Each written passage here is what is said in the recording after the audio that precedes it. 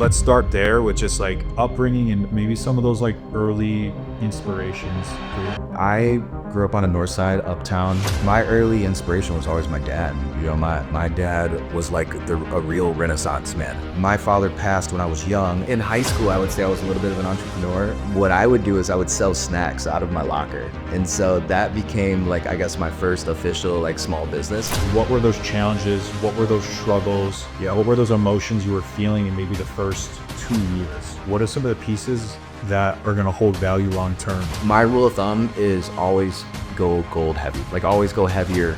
How do different markets change the way you go about your business? Where do you see the industry evolving into in the next 15, 20 years? What I've kind of seen the last couple of years is you see a lot of people taking like the startup model for online businesses. There's a lot of potential to make money there for sure. I've always been like a networker. And so I met a lot of really interesting people that I've become pretty good friends with to this day. We were talking about jewelry. That was like my side hustle. I had a friend of mine who's an entrepreneur who's done extremely well for himself. How do different markets change the way you go about your business? My opinion is that What's going on, everybody? Welcome back to another episode of Link Live. Yes, we've been on a little hiatus for the past 6, 7, 8 months, but for good reason. We are live here from Link Label Studios, where our new offices are, where our new HQ is. I know some of you may have seen. We can't wait to bring some studio tours to you guys on social, but it's time to bring back the podcast, time to bring back the conversations, and I'm very excited for this first episode back with a very special guest. Today we are welcomed by Ren Thompson. Really excited to get this episode out to you guys. Ren is in the private jewelry business. He has been in jewelry for the past 10 years. He's worked at anything from the big box retailers, and now over the past 4 to 5 years has started his own 7-figure private jewelry business.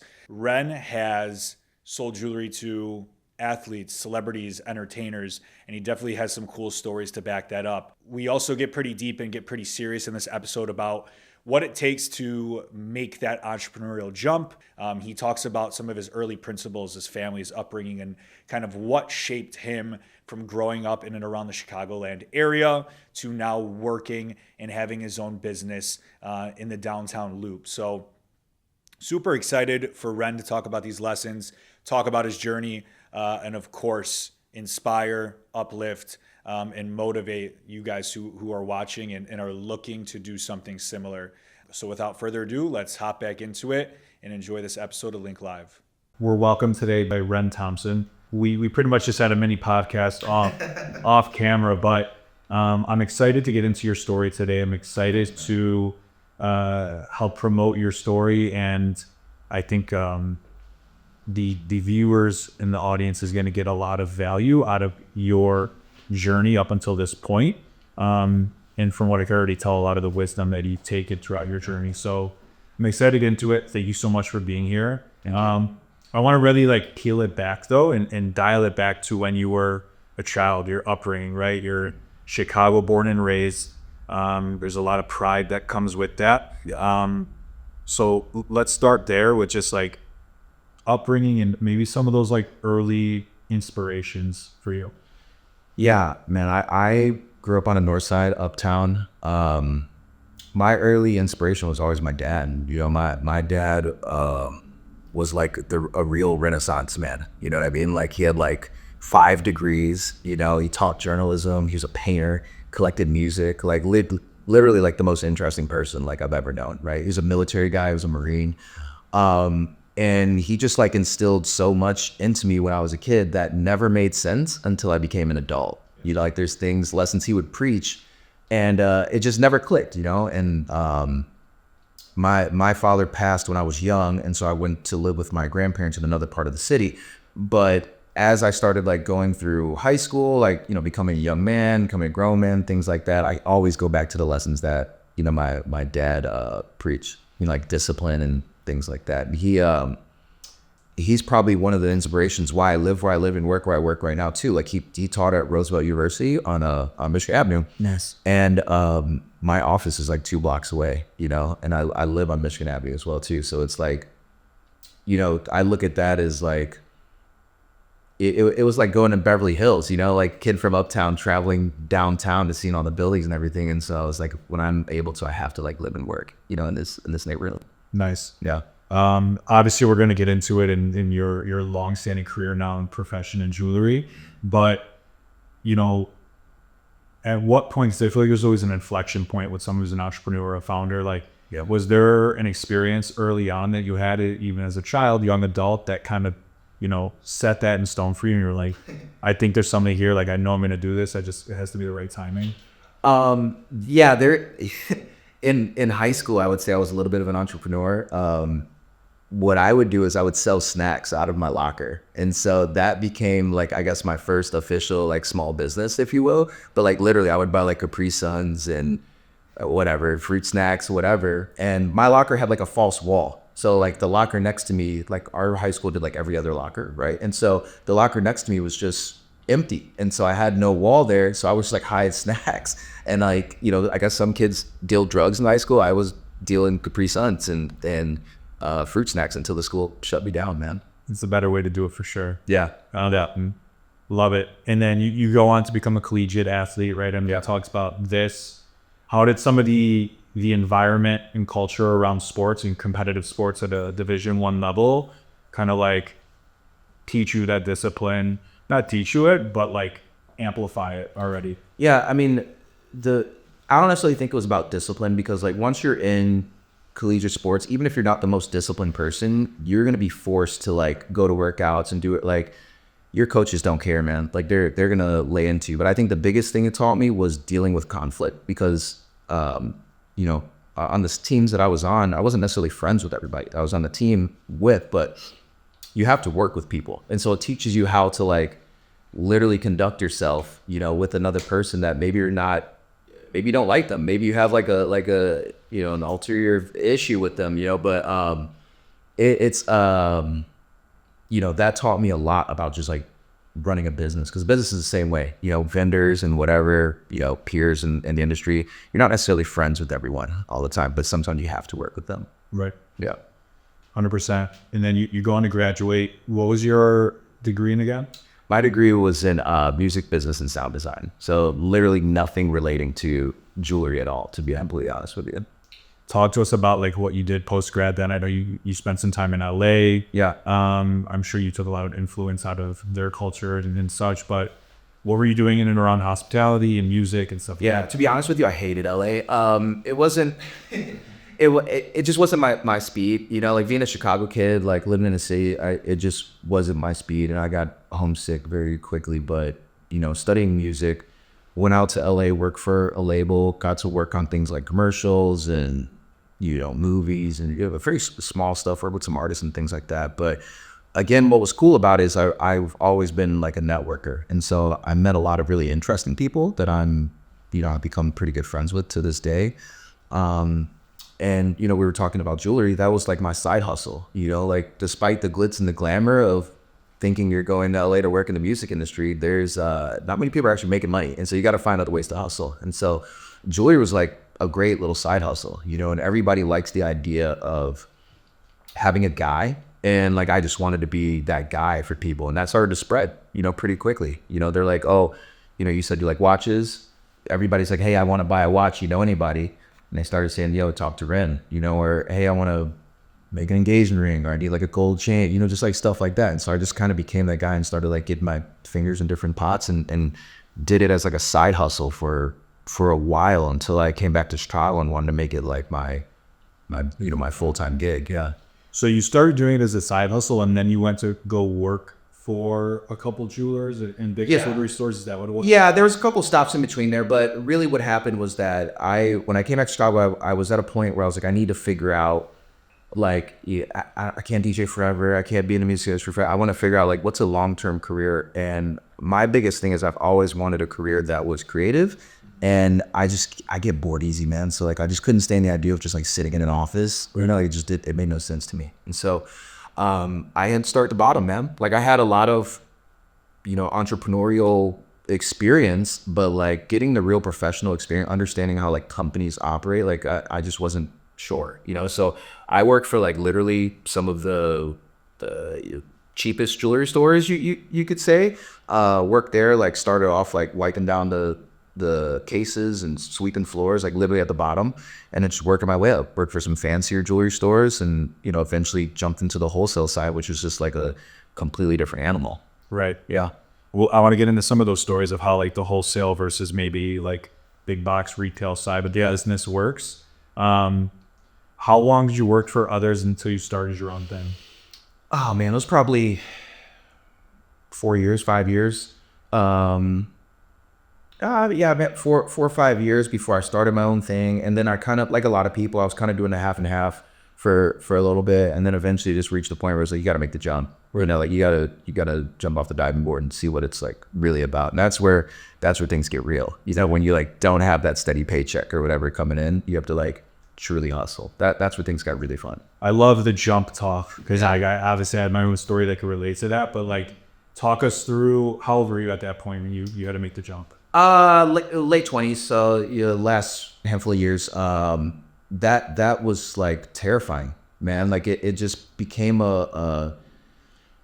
there's a certain point when, I'm sure you can relate to this, it just becomes like an obsession, and you're like, I want to do this, I want to do this, I want to do this, and then you have to literally just one day go and do it. And I had a friend of mine who's an entrepreneur who's done extremely well for himself, and we were having dinner one day, and he was like, you know what, this age that I was at, he was like, this is around the time that I made the jump. And he's like, what I realized is that a lot of people talk about it, and then he's like, people just continue to talk about it into their 30s. And then once they reach like their, late 30s or whatever, it's like most people it's just talk at that point. Most people are never going to do it. So he's like, if you got to do it, you got to go for it. Right. And I was like, okay, cool. And I figured worst that could happen is, I just lose a bunch of money and sleep on the street. But I know my skills are good enough where if I had to fall back on those, I could do fun. I can find work. Yeah. Yeah. I remember for me, it was like, I was at a point where I was either going to get fired from my 9 to 5. Yeah. It was just like too noticeable what I was doing, or I was going to start to lose clients. Obviously, when you're set with that, decision, you're going to go and trust your gut. Yeah. For so long, like I was chasing, like, there's a revenue goal I need to be looking at. What is it? But I think like deep down, if you're going through it, you have the feeling as to like, okay, it's time. It's not about the money. It's like, we're going to do this.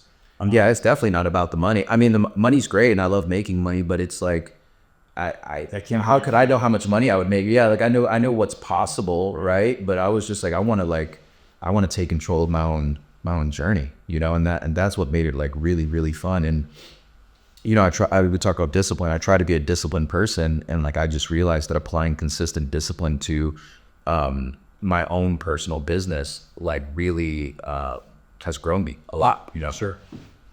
Let's talk about some of those early years then after you did go out for yourself and commit to full time. I think like you see all this stuff online within social media with all these other podcasts that people miss the middle 60 to 70%. It's the layout. Yeah, you aren't always generating millions in revenue, and you weren't always selling to celebrities and athletes and stuff like that. Like, yeah, I think it's those pivotal grind years where people are misconstrued online, and then the audience that we're trying to talk to, which is like aspiring entrepreneurs and founders, are misled, right? So I like to like hone in on that section where like set the stage for how the reality of really starting something was, and like what were those challenges, what were those struggles, what were those emotions you were feeling in maybe the first 2 years? I feel like I'm still in that stage, honestly. And I think the big emotions that I go through, or the big challenges that I see are, again, I say this a lot, but it's like discipline. When you're left to your own devices, you have to be disciplined about how you approach every single day, And so it's like, be consistent, keep putting shots up, you know what I mean? And then one of the biggest challenges early on was like collecting data. I think a lot of people are afraid to put themselves out there, but I look at that as like data collection, right? Like when you're trying to find new clients, you got to try different things, but like record what's working and what's not working. And I always double down on the things that work. Like for my business, I know that when I attend events and go out and meet new people, that almost always leads to new business. And so it's like the data would tell me, keep doing that, and you could just simply do the numbers. If you go to X amount of events, you meet X amount of people, how many sales have you generated from that over a 6-month period, And so that's something where you have to be consistent, put yourself out there, and just, kind of swallow fear, man. Yeah. Yeah. I think those consistent habits and routine, you hear it a lot, are like the things, and it's the boring stuff that makes the biggest difference at the end of the day. 100%. Awesome. You're at a point now where you've, sold thousands of pieces of jewelry. Yeah. Again, people online are buying into what they see, whether it's the New York street, New York City, like jewelry guys and Moses the jeweler and Vuka and TikTok and all this stuff. Like, I want to get an understanding, like, what pieces are you most passionate about? Like, what are you pushing? What do you see as like some of the significant design trends? Yeah. Whether it's an engagement ring, a bracelet, a chain, whatever that looks like. And I want to talk a little bit about like, what are some of the pieces that are going to hold value long term, right? Like, gold is a significant topic. These guys as well. Let's touch there a little bit. Yeah, man. From a trend standpoint, like I always believe that it's hard to have a really good jewelry business if you don't move bridal jewelry, right? Like, people are always going to be getting married. It's just like a fact of life, And so for me, I love doing engagement rings, like I love making engagement rings. That's like half the fun, right? Because that's like people's most important moment in their life, right? Getting married to their partner. And so I love sharing that with people. And generally speaking, engagement brings, pretty good margins as well too. So it's good for the business as well, And so the trends always change with engagement rings. It's usually around, what center stone shape is popular, And so the easiest way to find that trend is to look at celebrities, honestly. Like, some of the big celebrities, when they get married or engaged or whatever, you see thousands of rings that look very similar, or all of a sudden that stone is super popular. Yeah. That's been a big one. And then to your point about like pieces that maintain value, my rule of thumb is always go gold heavy. Like, always go heavier than lighter if you're looking for something that's going to maintain more value. Diamonds, some diamonds do hold value. I think the biggest issue, like when we're talking about like natural diamonds, I always get guys that are like, well, if I try to sell this in 20 years, how much money will I get for it? And it's going to vary based on the market. But the big thing is you're talking about rarity. I think it's a common misconception that diamonds are that rare. Now, obviously, there's a lot of individual characteristics to diamonds, but there are so many diamonds in the world, right? And so take like a 1 carat round diamond. If I need to find a 1 carat round diamond, I could find one in the next hour. You know what I mean? So it's not like it's that hard to find that. So if you're somebody that's looking to sell it to me, I don't necessarily need to pay top dollar for it because I know that I can get it, And so I always tell people, go gold heavy. And if you're really looking for stones, like really spend the money on like a really high quality stone, because those are the things that are harder to source. Those will carry, much more value should you want to get rid of them at some point. Yeah. On that topic as well, I want to get really specific, because you see a lot in media as well about like this female driven sort of decision making around like a type of ring a girl wants and stuff like that. Talk about the makeup of an individual that should be in the market for a natural diamond versus maybe lab grown. Does it matter? Like, I want to dissect that, because it's like, it's a debate you see a lot on the market. My rule of thumb always when it comes to making an engagement ring is get with your girlfriend wants. Like, literally just ask her. Like I would say 99% of women who are ready to get married have some idea of what they want their ring to be. So get her what she wants, right? Now, the lab versus natural conversation, in my opinion, really comes down to your means, your financial means. Some people can't afford, what they want. You're talking about a 2 carat diamond. There's a very different price point in, a high quality 2 carat natural diamond versus a lab diamond. And so it really just comes down to your means and exactly what she wants. Always do that. I tell people, bring her into the process. Like, if you're going to make a custom ring, shopping, whatever it is, get her involved, really make her, feel like she's a part of that creative process, because it's not going to change anything about when you pop the question. You're still going to be equally as excited. It's still probably going to be a surprise, and so it's that's always the best way to go. Awesome. Yeah. That makes a lot of sense. I'm sure. Tell us a story. I'm sure you have to have a story about like a situation where you went through the whole process, you designed a custom ring, the like individual. Yeah. Like presented it to his fiance potentially, and then like she's like, Luckily, that hasn't happened to me in my business inside and running it. But when I was working at stores, I saw it a few times. I saw it where I've seen people return a ring, and there is like nothing more like heartbreaking than seeing a couple come in, whatever, a month or two later, and the woman is, or the guy or whoever is returning the ring because she didn't like it, man. I mean, that is like, you see the guy like so deflated, right? And then crushing. Always crushing. And then, she picks out whatever she likes or, does something around it. But it's like that moment, I can't think of a more heartbreaking moment if you're a guy and you just spent, a lot of time and energy and money trying to find something you thought she would like. And she's like, I don't like it, And so it's like, that's why I say, get her involved. It'll be fun for everybody.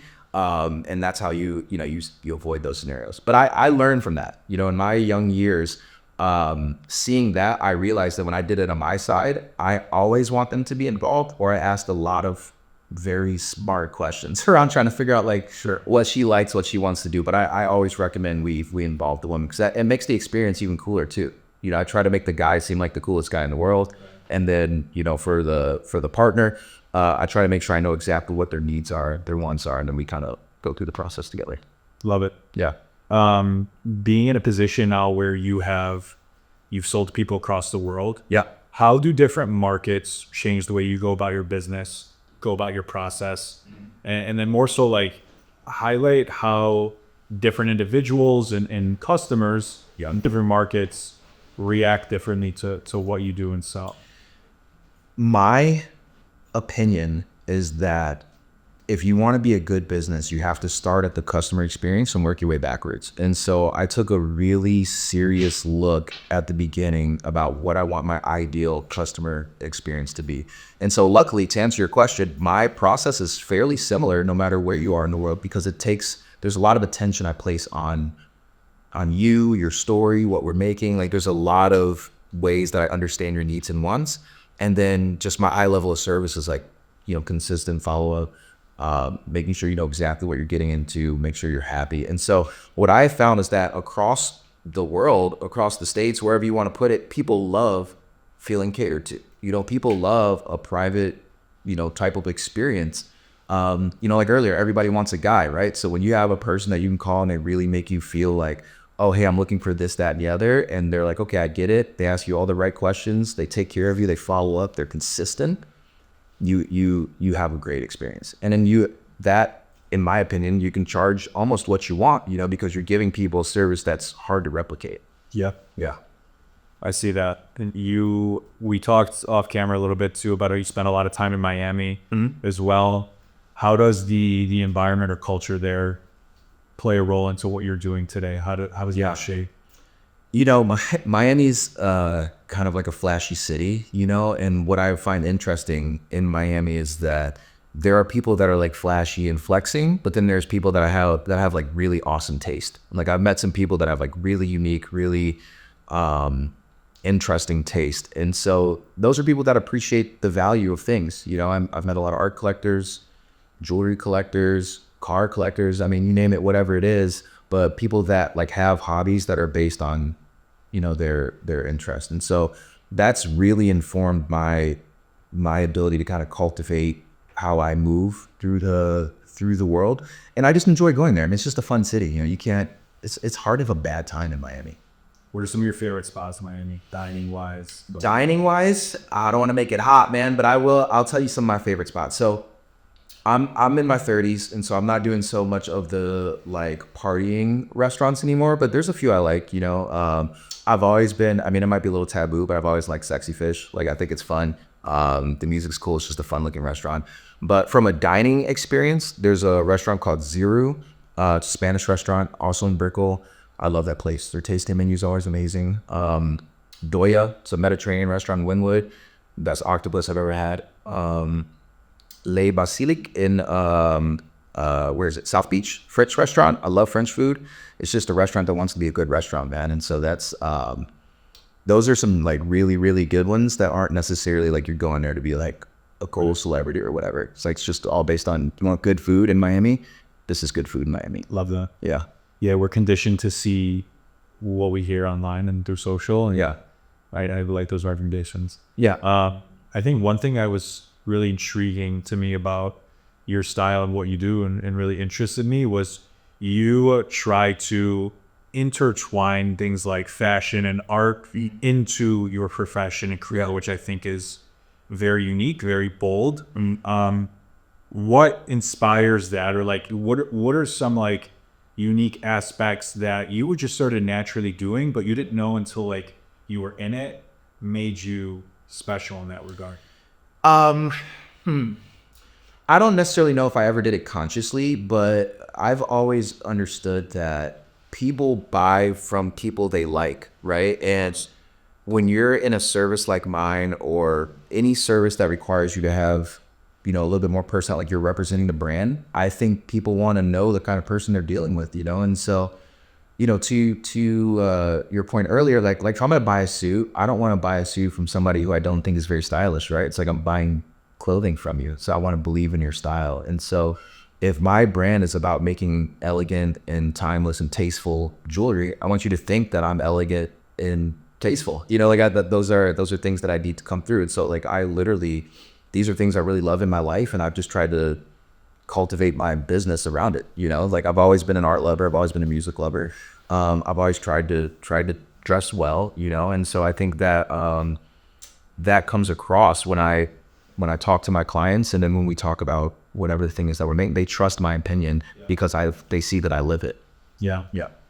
Keyword there, trust. I think trust is extremely important when it comes to your line of work, for sure. People are spending extreme amount of money oftentimes. And like you mentioned, they want to buy from somebody they like. They want to buy from someone that's credible. Yeah. They want to buy from someone they feel comfortable with. Yeah. You've obviously done a good job of that, right? You have a strong Rolodex of celebrity and athlete clients. Yeah. When did that kind of start for you? How did it start? It started through referrals. Yeah. Like I said, everybody kind of wants to know a guy, right? And so again, at some point, somebody's gonna ask, and everybody, you should talk to this guy. So like, if you work in jewelry long enough, you'll get an opportunity to work with somebody of note, right? Whatever that means to you. And then again, care about the experience. So I've always cultivated the experience, the relationship, right? And so when I work with celebrities, whatever it is, I try to be discreet, I try to be attentive, and then I just try to do a really good job. And that travels very quickly, And so I've been lucky to work with all types of cool celebrities, from like athletes to actors, entertainers, whatever it is, as well as like business people as well, And so this arm of my business has all been built based on referrals. Like it takes a long time for somebody to give you trust. But I think that if it's coming from somebody who you already trust, you're like more than halfway there, right? And then it just comes down to you to like execute appropriately. Yeah, 100%. What are things people could do with their current clientele or some of their early customers to help push or promote the idea of referrals, right? Like even when I first started, and I still feel like this every day, oftentimes I don't want to push my current clientele for referrals because I either feel like, A, I don't want to like push the envelope. B, I feel extremely grateful to have you as a client already in any capacity. Yeah. And I don't want to feel like I'm ever asking for anything. There's two ways you do it. One, I think you shouldn't be afraid to ask for a referral, right? And so like if I just did a good job for you, like at the end, I'd be like, hey, if you really enjoyed this, I would appreciate if you would refer a friend. Yeah. And that will generally lead to something. And then two, follow up every so often. We're coming around to the holidays. I send my clients a little text and I'll be like, hey, happy holidays, hope you're having a good time. And so that's not necessarily a referral, but that tells them that they're top of my mind. So I would hope that when the opportunity comes, I'm top of their mind, and that works like, super, super well, But again, for me, I'm a little bit different. My best referral is the jewelry that I make. And so like when I make a great piece for somebody and they wear it, people ask about it and then my name comes up, right? And so that to me has led to so many sales just from like doing a cool piece of jewelry. And that works really well. But again, to answer your question, don't be afraid to ask, especially when you complete a good job. Don't be afraid to ask. Yeah, I feel like you just got to be straight up with it. Yeah, there's no shame in it, man. I mean, people understand it. We're a small business. We're trying to grow. We're trying to really take a personal interest in our clientele. And so asking your clientele to also pour back into you is not weird. You know, is there any good client would not be like, why would you ask me for they're like, of course. Yeah. When I have a friend, when it makes sense. Yeah, of course. Understood, for sure. Yeah. What are you making the most of nowadays? Like, what are you most passionate in? Yeah. In creating, and what are you selling the most of? Engagement rings is probably my number one. A lot of people get married. I mean, it's just one of those things that's always going to happen. People are going to get married. And so that is the thing I probably make the most of. I think I'm most passionate about engagement rings because I get to be a part of people's most important moment of usually their relationship, right? Like when you get married, when you have kids, those are like two really big moments, you know, for couples. And so working on the wholesale side, the manufacturing side, I never got to see that. And so now that I'm just client facing, if you will, that's like amazing. Like it excites me when couples that I've made their rings, when they send me pictures of them like proposing or like, you know, celebrated our first anniversary, you know, stuff like that. Like those are things that really make me happy. And so I take a lot of passion and pride into like, I'm a part of this moment in your life. Love that. Yeah. Obviously, I think the jewelry business, to me at least, seems like it's been a pretty traditional business model for a long time. For sure. It's been around for a long time. Mm-hmm. Are there indicators or things that you see within your day-to-day now, and especially with the rise of technology and everything happening so quickly, like where do you see the industry evolving into the next 15, 20 years even? Well, what I've kind of seen the last couple of years is you see a lot of people taking like the startup model for online businesses. So you'll see they'll come out with whatever 25 different styles, and then they'll just kind of blow up the business online. A lot of marketing, things like that. And I think that's cool. And there's a lot of potential to make money there for sure. However, what I'm thinking is that as much as that's really good, a lot of people with more significant means, they want the personalized experience. And so kind of what I'm seeing is the more budget conscious clientele, they'll go online, they'll shop their ring, they'll literally order it and it'll come to their house, which to me is crazy that you like won't look at a diamond in person, but that's fine. The people with more means, they want to sit down, they want that client experience. And so I think we're kind of in this like weird, you know, teeter-totter of like this online model versus this like private jeweler model. My personal opinion though is that like the big retail stores, in my personal opinion, I don't think they're going to do too well over the years. I think the big retail stores are probably entirely going to rely on watches. That's always been good for big retail stores. But I think from a jewelry experience, I think it's going to be even harder for the big retailers to turn over jewelry, especially jewelry that's like creative, because of that like online model. Yeah. Interesting. Mm-hmm. Yeah, I mean, everybody's chasing something that feels more personalized, especially when you're spending that much. I mean, it's a direct correlation. You see malls, especially in the suburbs, are closing left and right. Yeah. Those malls are filled by the K jewelers, the Zettos of the world, and on that. And I'm, you know, in my mid 20s, upper 20s now, like I'm not going to buy a engagement ring there. But the cool thing is that there's big independent stores in a lot of the suburban areas, and I think that they are unique in that they are just kind of like known for doing the great jewelry of their area. But it's like, if there are some private jewelers that are popping up in different suburbs, especially here in Chicago, that are doing really good stuff. And I think that once that word really comes out, you can get, because the thing is, being a private jeweler, I can give you a much better experience than a store can. You know, the main issue is that you're stuck by the store. Like you have to come to the store, right? If I'm sitting in your living room and we're having, you know, a consultation, or if I invite you to a nice lunch or something like that, it's just hard to compete with that. And people like that type of stuff, you know? Yeah. So stores have to figure out what they're going to do about that, you know? Are you able to give people better prices too and kind of undercut the stores? Or I don't try to undercut anybody. Like I never price compare to a store. Like I would never ask somebody like, what did this store quote you? I think my value is not based in my pricing. My value is based in my experience. Sure. But so, I mean, I guess in theory I could, like sometimes I'm sure I'm cheaper than a store, but like to be honest, I don't really shop like that. Yeah. Cool.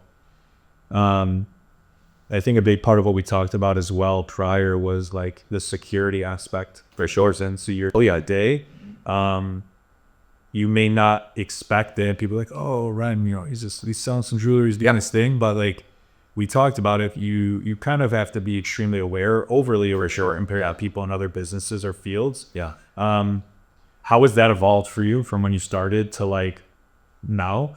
How does that differ when you're going to different places? And like, just how does that process work when you're like sourcing security?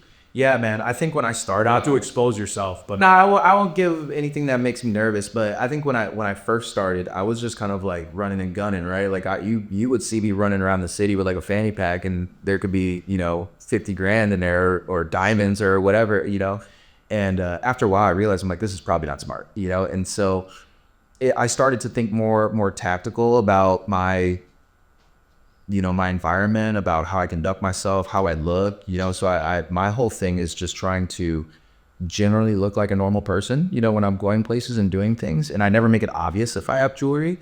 I don't often walk around with big bags or whatever you want to call it. But I just try to make sure that I keep my back covered, sometimes when I have security. But then at the same point too, I try to not be unnecessary with my goods. Like today we're filming a podcast. It doesn't really make sense for me walking around with expensive jewelry right now because it's not necessary for what we're doing right now. Absolutely. Yeah. Have you had any experiences like threatening, alarming experiences? Oh yeah. Yeah, definitely, man. I mean, there's times where I've been followed. There's times where people have made me very uncomfortable, and I've had to remove myself from the scenario. I've never had somebody, not knock on wood, I've never had somebody just flat out try to rob me, but I've definitely had scenarios where I see somebody contemplating it for sure, and again, you just have to use your antennas, man. Like when you feel uncomfortable, get out of there, change the scenario. And then I try to control my environment too. So like oftentimes, working with people in different areas, I try to pick where I know the environment where we're operating in. I kind of know what's going on in there. I know where I need to be, but I know how to leave if I need to leave. Right. Yeah. Amazing. What is, exciting you about the next stage of your business? Yeah. What are things that you are doing or maybe thinking about as the new year's approaching here to implement as 2026 coming about? There's so much stuff, man. Like I'm really trying to steer my business into the like really high-end jewelry market. Like I love all things jewelry. I love making everything, but like next year is really about like making even cooler stuff, even bigger stuff. And so that it's exciting to get to work with some of the clientele I have now that give me a lot of creative freedom. And so that's where I really get to kind of express my design knowledge, And then I think just from a business-wise standpoint, like hiring people, that's always fun. Like I love hiring and training. That's when you really get to see if your like SOPs and whatnot like really work. Let's see what else. Traveling more. I'm gonna be a lot more mobile in the coming year, and so that's cool, man. Like when people start like paying you to like go to a different state or different country or something, just like have a conversation. That's where like things get like real spicy, man. They're like really fun. Yeah. Love that. Amazing. And talk to us about like, how do you continually push the envelope in terms of like sales? How does that continue, right? Is your team extremely deep right now? No, I don't have a huge team. No, I don't have a huge team. But like when it comes to sales, my whole aspect is I track numbers, right? I pay attention. I track numbers. I sales forecast. I do all the things a normal business should do, right? And so within reason, I should have an expectation of like where I think my sales will be, for a month or a quarter, whatever it is, right? And then I look at that and I go, okay, well, we want to add more people to this. We're at a point where the business can sustain more. What do we do, right? And so all those things earlier, those like, where does my business come from? I double down on those things, right? So for me, if it's like advertising, let's do more advertising, right? If it's I need to attend more events and like network person to person, let's do more of that stuff, And so I love doing that. But like when it comes to pushing sales, you have to look at the numbers. And I think unfortunately, a lot of businesses do not understand how to properly sales forecast. There's a lot of businesses don't actually understand where their money comes from. I think depending on your business, it can be more complex, but I think that some businesses have a they have an idea of where they want their money to come from, but they don't necessarily know like what's generating the dollars right now. Yeah. Yeah, it makes a lot of sense for sure. Yeah. Or like people get in the hang of just like being insecure about looking into it. They don't want to look into it For sure. because it exposes the actual work that they're going to have to do to. Brother, you got to get dirty, man. Like when it comes to, finances, especially, a lot of people are not disciplined, and a lot of businesses are not disciplined and they overspend and whatnot. But like, you got to jump into the dirty work, so like get into those finances, get into those sales and really understand what's going on. But then the big one there too, is that there's a lot of ego, I think, around that. And sometimes people are not comfortable with the truth. I think some people have a vision of what they want their business to be without really understanding where they're at. And it's like, you got to do the work to get to where you want to be, and I think the more you try to stay in reality there, generally the faster we move to whatever your goals are. Yeah. In that case, the numbers are the truth. The numbers don't lie, man. The numbers don't lie. And like I said, it comes down to everything. It's not just like how much money did you make this month. It's like, look at where your money's coming from. If your money's coming from advertising, well, then logic would tell you should do more advertising. If it's not coming from advertising, do not advertise. You know what I mean? So it's like, just look at what's going on. And then when you have the finances, you have to take some chances. Yeah. Yeah, calculated risk, 100%. I think another thing that interests me now is like with the rise of AI and digital becoming more and more prevalent. Yeah. You see a lot of community-based events popping up. You see a few more in-person things popping up. Yeah. I know you kind of ingrain yourself into more enterprise host events. I do all types of stuff, man. I mean, I think what you're getting at is just that humans want human connection, and so it's like, there's a lot of AI-based things, there's a lot of digital things, but it's like, at the end of the day, sitting down with another person and just like shooting a breeze is like amazing. It doesn't always have to be motivated around a sale or whatever the thing is. Like, sometimes just having a literal conversation is like all you need. Yeah. That was kind of leading in my next question. Yeah. Because I feel like a lot of younger individuals don't know where to start. They get daunted by the idea of going to an event, a conference, an expo, whatever it might be. Something super intimate, could be something with thousands of people. They feel like they are supposed to have this task list or this to-do under there. What would your advice be to someone younger that knows they want to get involved in more in-person community-based events, but doesn't know like what they should do there? Start small. I think start small. Like for almost any industry, there's some version of a small opportunity in especially living in a big city, like in your local area, right? So start small. So I don't know, let's just say you are, sales, general thing. You are a salesperson and you want to get really good at it. There's a lot of small workshops and small events like around the city of Chicago, right? And so it's like, go to one of them and just say hello, right? Like, start a conversation. I think people overanalyze what they think should be the outcome. And anytime I have low expectations or no expectations when I go to something, generally the best things happen. I'd be interested in people, we have great conversations, and then opportunities come. Yeah. I think especially in a city like Chicago, if you're not taking advantage of it, you're doing yourself. There's almost no point in living in the city of Chicago if you're not going to if you're not going to take advantage of that. I think people get caught up in like, I need to go out and party or go to the coolest restaurant. And it's like, that's great. I love all that stuff. But there's like a whole other side of the city of just like events. We have great museums. Like, there's so many places where you can go and meet people or go and get experience about just things in the world. You're missing on like half the experience, man. Yeah. Yeah. How has that perspective evolved for you as you've gotten a little bit more invested in your career, got a little bit older? I'm sure you liked to party when you were younger. Yeah. How have you been able to find that same satisfaction out of doing different things, prioritizing your health? Yeah. I feel like we're at a time now where it's never been cooler or more of a priority to be healthy. Yeah, for sure, man. And I love that too. I mean, for me, the biggest change has just been my brain. I'm interested in, I have a lot of interest in hobbies. And so it's like, really go deep on those interests and hobbies. For me, I like art, right? And so we have some of the best art museums in the world. So I love going there. I love seeing what kind of events are coming up. Check it out. I sometimes go to the Art Institute and just walk to the bookstore and just like look at new books, right? And so stuff like that. So invest in your hobbies. And if you don't have hobbies, you should find some hobbies. And like a big city is a great place to develop hobbies. Like almost anything you can think of, you could do, in a big city. Yeah. How did you get into diving?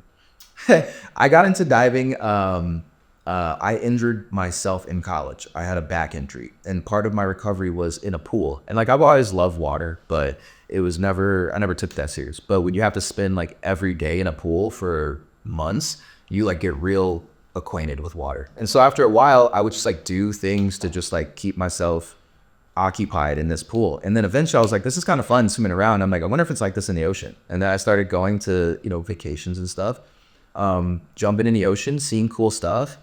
And then I have like an addictive personality. So started watching documentaries and things. And that's where it like went crazy. Because I was like, oh, I got to see this place. I got to go dive in this place. And so I just started every year, man. I try to go, at least once or twice a year and get in that ocean, man, and do something fun. I got one coming out in January, actually. It should be fun. Outside of Miami, how important has travel been to you in terms of just like keeping you inspired, keeping you motivated? Like what inspiration have you brought from some of the travel you've done into your business over the past? Oh, dude, travel is such a big deal. I think just being a human, being an adult, you should travel. You should see the world, because the world is such a vast place and things are so different everywhere. And so for me, I mean, that's been important for my business as well too, because it teaches me to have a different outlook on certain things. I think when you grow up a certain way or you live in a certain area, you just kind of think the way that area kind of thinks, right? And so by seeing different cultures and meeting different people, you kind of get accustomed to like, oh, this is a different mindset here. People value different things here, I love, we're talking about diving. I love going to the Caribbean, and people just generally move slower in the Caribbean. They're just way more chill about like everything. And that's given me a ton of patience just in my normal life. I had a friend who was just in Jamaica and they had that huge storm and their house was like pretty seriously damaged. And my friend told me that they were like really chill about it. And they're like, it'll be fine. Like we'll get it taken care of. Whereas somebody like me, maybe I'd be super stressing, but I mean, that level of patience to like watch part of your house get destroyed and just be like, okay, we'll get it resolved. Like you get great outlook on the things that matter, when you travel. The thing is, they have a better understanding of what is important in life. And I think seeing that through a different lens when you travel is crucial to self-growth and everything like that. Any favorite spots? In the world that I've traveled, let's see here. So I was recently in Europe. I love Paris. Paris is really fun. I think it's a great city. Let's see here. From the Caribbean, some of my favorite places to travel in the Caribbean are, I like the Cayman Islands. That was fun. Jamaica is super fun. I think my absolute favorite place I've been in the Caribbean is probably Cuba. That was just like the coolest. Yeah, that was so cool, man. That was amazing. I would live there. If it weren't so difficult for fans to live there. But no, that was really cool. New York is a cool city. Being in like another big city like Chicago, I think it's interesting when you go to New York and just see how different of a city it is. I think it's more fired up than New York City, I think. Yeah, I like New York City. There's just a feeling. It's fun, man. It's fun. And New York's one of those cities that like, I hate cold weather. Like it's not my thing, but New York's one of those cities that like, no matter what time of the year you go, it's like really fun and really alive. And like, I love New York in the winter. That used to be something I would do is like right around Christmas time. I'd try to go to New York for like a day or two and just see the Christmas energy. Yeah. Love that. Yeah. Amazing. I want to finish off here with a little bit of advice that we could give to individuals that are at any stage in their life, just like looking for a little bit of guidance, that are aspiring to do something more, that want to break out of their mundane sort of routine. What would you say to someone that wants to take that leap, that maybe has an interest in something but doesn't know where to start? What I would say to them is that your fear of making that jump is false. Like go for it. I think that anytime you have an interest, you should visit that interest. You should explore it a little bit, And so anybody that's looking to jump into a career, looking to jump into an art, whatever it is, I would say go for it. Put yourself out there. You know, I think a lot more people want to see you win than people want to see you fail. And so I get fired up when I see people are like, oh, hey, I'm trying something new. I started a new business, or I'm trying this new passion, whatever it is. I'm like, that's amazing. Like, good for you. And I think generally most people feel that way when people go out and put themselves out there. Like, that inspires people. So I think generally speaking, a lot of people kind of settle into their day-to-day or whatever it is. And so when they see somebody like going for their dreams, that's like exciting, you know? And so go boldly in that direction, man. Don't be afraid. That all that fear is only in your mind, man. It's only up here. You have to go and make that jump. And 9 times out of 10, if you're gonna do it, like, really do it. That would be the best advice I would give you. If you're gonna jump in. Don't go half step it. Yeah. Yeah. No, it's amazing advice. And one more question as well. I always like to ask this to each guest, but if Ren had to say something to his 18, maybe 20-year-old self, if you could go back and just tell yourself one thing, knowing what you know now at this stage of your life and career, what would that be? If I were talking to young Ren, I would say jump earlier than you think, right? Like, go for it earlier than you think. And then on top of that, save your money. Yeah.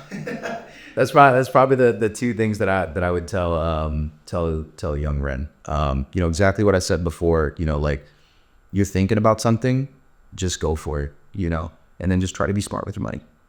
Love it. Amazing advice.